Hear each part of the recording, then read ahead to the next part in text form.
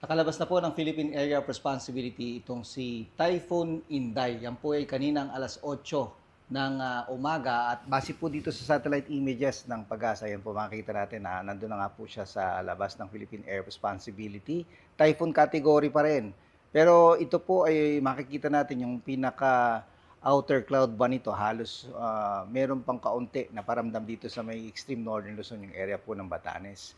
Makikita din po natin dito po sa may kanlurang bahagi po ng ating bansa, yung mga ulap na yan, may mga dala po yung mga pag-ulan, nagdudulot ng makulimlim na panahon sa malaking bahagi ng western section ng Luzon. Kaya po yung area ng La Union, yung Benguet, yung Pangasinan, yung Tarlac, Pampanga, Bulacan, yung area po ng Rizal at Cavite, maging yung Laguna, dyan po sa may area na yan, yung Mindoro, o yung Oriental Mindoro, yung pong Palawan, at maging dito po sa may area ng Aklan, yung Capiz, at kasama na rin po yung Iloilo, yung area po ng Guimaras, Negros Occidental, at yung pong Negros Oriental. Diyan po sa mga lugar na yan ay maaari pong makaranas ng hanggang 100 mm na rainfall. Malakas po yan at posible din po magdulot ng mga pagbaha at landslide.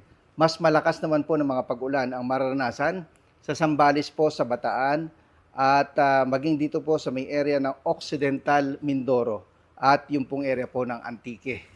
Yan po ay naka-under orange po dun sa color coding ng Pag-asa.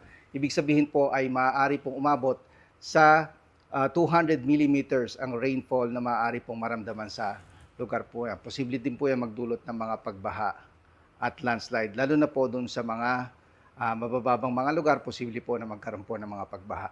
Ne-expect po natin hanggang mamayang gabi, hanggang bukas at maaaring mag-extend po sa Lunes. Yun pong epekto nitong habagat ng southwest monsoon, yan po ay malakas pa rin at ayon po sa Pag-asa.